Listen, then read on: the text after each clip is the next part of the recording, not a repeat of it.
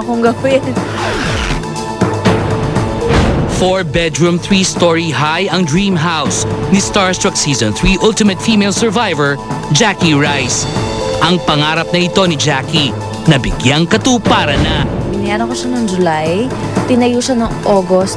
Ito lahat ng design, nasabi ko lahat ng gusto kong mangyari. Tapos kumuha ko ng interior designer na galing din sa Illumina. Oo, si Dax. Tutulungan niya ako ngayon para dito sa bahay. Ayan. Tapos nagtutulungan kami kasi sabi ko ganito gusto ko, white, black. Yun. Bukod sa mismong bahay, pangarap din ni Jackie na mapagsama-sama dito ang kanyang pamilya. Pangarap ko nga to para sa pamilya ko. Na eto matira kayo dito. Pero hindi man matuloy na matira sila pareho sa isang bahay. At least, diba? Napakita ko sa kanila na eto ma, eto dad, may bahay na ako. Hindi na tayo nagre-renta kasi buong buhay ko nagre-renta lang kami, even sa Olongapo. Konting-konting mabubuo pati pamilya ko. Ngayon, pati kuya ko dito na rin sa Manila, dito na sila nag-work. Ayun. So, kulang na lang mama ko. Subalit ang pangarap ni Jackie mabuo ang kanyang pamilya, kasabay ng itinatayong bahay niya, tila malabo na.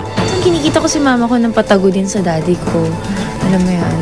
Mahirap na kasi, pilitin ko man, hindi na talaga, alam mo yun. Tanggap ko na rin kasi kailan lang nag-usap kami ni daddy ko, parang sinasabi ko sa kanya, deserve ko naman siguro maging happy. And pagiging happy ko is magkasama kayong dalawa sa isang bahay na pinagpaguran ko.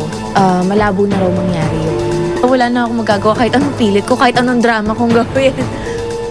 Bukod sa bagong bahay na siya mismo ang nagpundar, may isa pang bagong property si Jackie.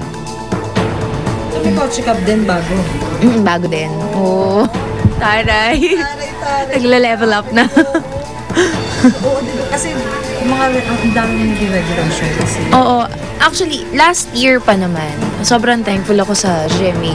After nung comeback ko, parang dire-diretso. Tapos, hindi ko na inisip yung iba eh. Parang, eto na, kailangan mag-ipon na ako. Hindi naman pang matagalan. Dati na ako nawala eh. So, ayoko na maulit pa. Ayun. So, unahin ko na yung mga pangangailangan ko. Hindi yung kung anong gusto ko. At nandito ang barkada ko sa Twin Hearts, si Louis, Joyce, and Christopher.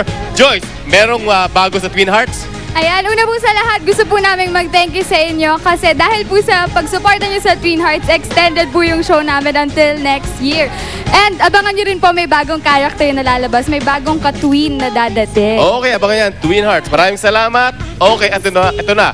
Abangan ang kauna-unahang Christmas serye sa TV, ang Puso ng Pasko Artista Challenge. Kasali ang 24 sa inyong mga paboritong Kapuso Stars na magtatagisan ng galing sa pagtulong sa kapwa. Ito na ang Puso ng Pasko Artista Challenge pagkatapos ng 24 oras sa December 6 na yan. At salamat po, Dr. Vicky Pero and Flores. Mag-public one start off.